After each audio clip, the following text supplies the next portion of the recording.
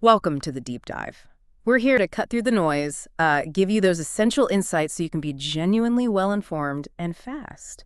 Today we're heading out, metaphorically speaking, to a land really sculpted by ancient forces, bathed in that incredible desert sun. We're talking about Arizona. Our deep dive today is into the really captivating human culture of Arizona.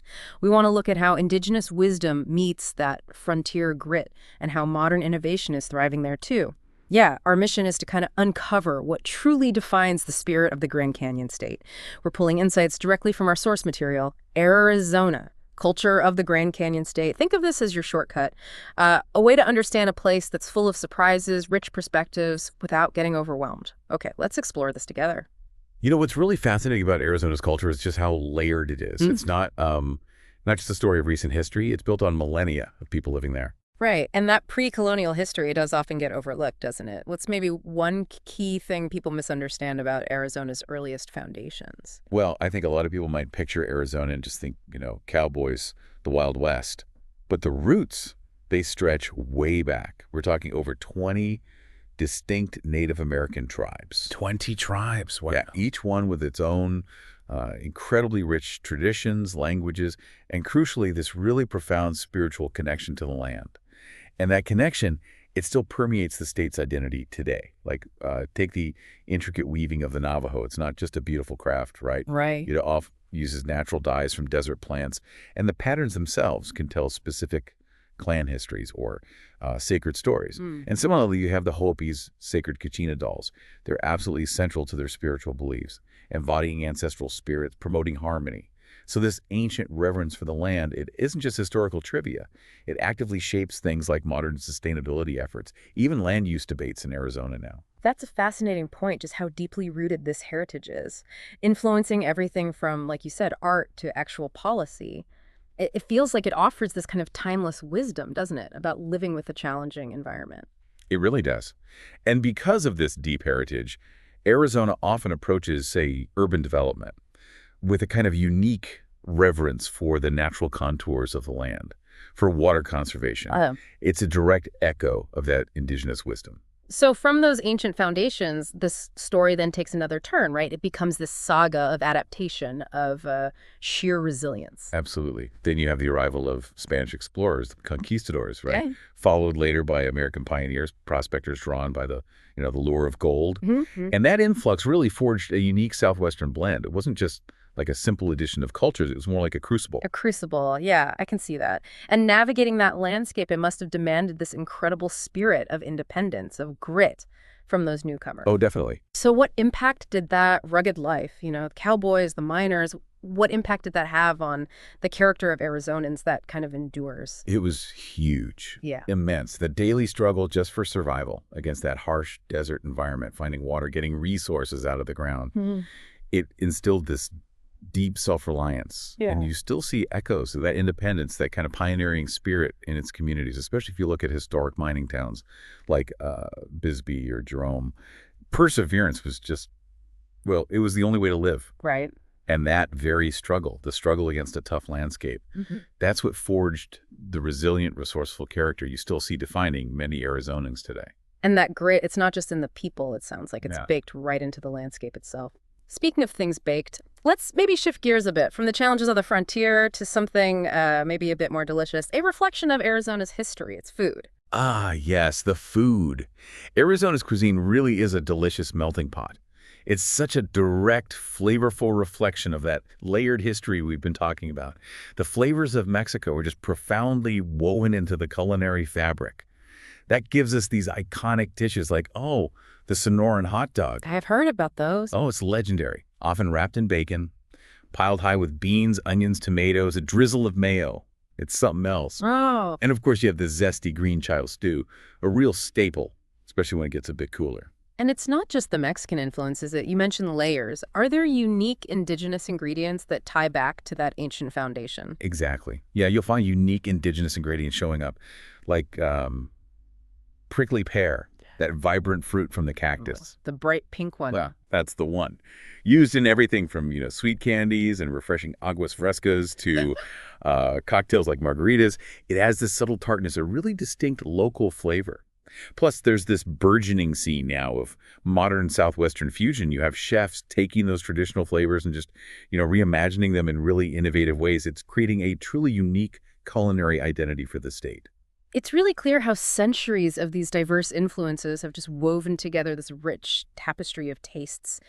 Can you think of maybe one dish that really captures that shared heritage, something that brings together the ancient and the more recent flavors? That's a good question. Maybe something like blue corn pancakes with prickly pear syrup. You get the ancient grain, the indigenous fruit, prepared in a way that feels both traditional and modern Southwestern. That sounds amazing.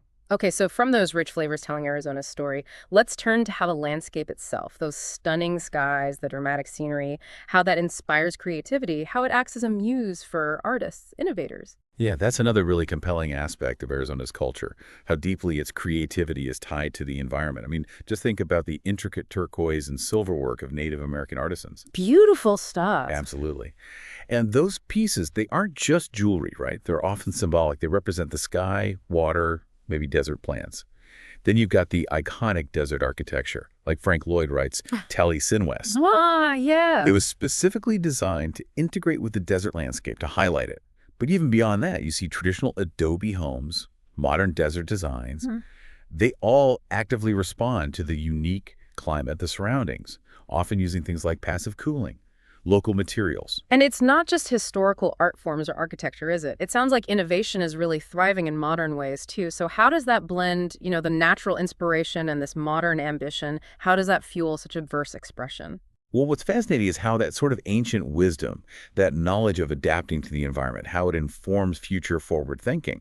You look at cities like Phoenix and Tucson. They aren't just growing, they're becoming these burgeoning hubs for technology and design, especially in areas like solar energy, sustainable urban planning. Interesting. It's really a testament, I think, to how that spirit of innovation, which was honed over centuries of adapting to a challenging place, continues to drive progress today. Okay, so from that creative spirit, that innovation, let's move to what sounds like a really core part of the Arizonan way of life, living with the great outdoors, embracing it. Oh, absolutely. Arizona is, it's an unparalleled playground for adventurers. You have the obvious, the Grand Canyon, its dizzying scale, its ancient majesty, drawing people from everywhere. A true wonder. Definitely. But you also have places like Sedona, with the spiritual serenity of those vibrant red rocks, famous for their supposed energy vortexes. Right.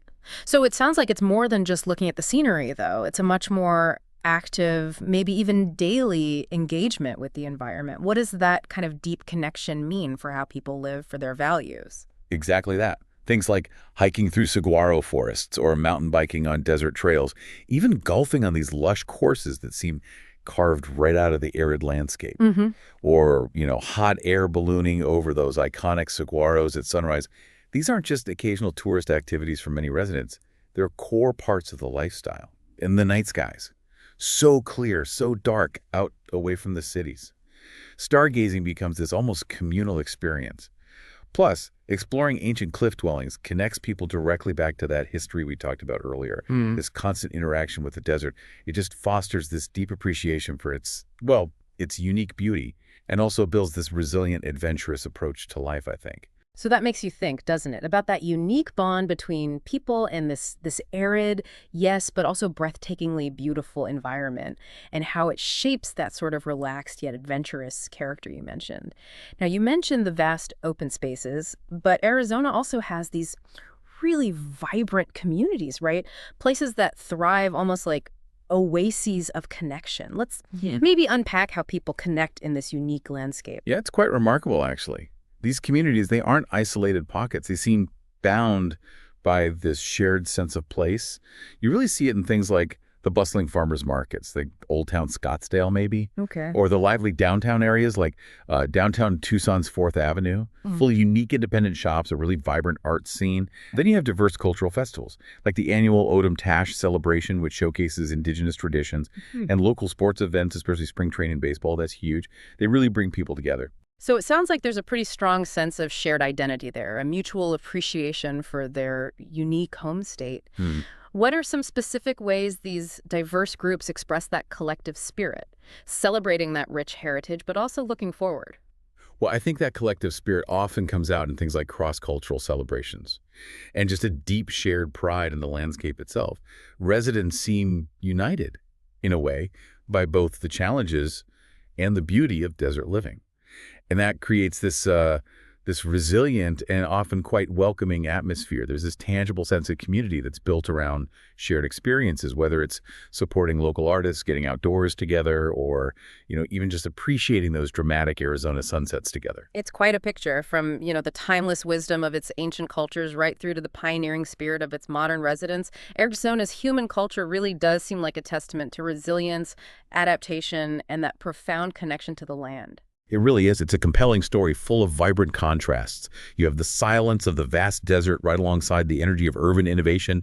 Deep tradition kind of dances with this future-forward mindset. It just underscores how human culture can adapt and really thrive in extraordinary environments. So as we wrap up, here's something to think about. Consider the places you know well, maybe your own environment. How does the land itself, its history, its natural forces, how does that shape the unique culture and the spirit of the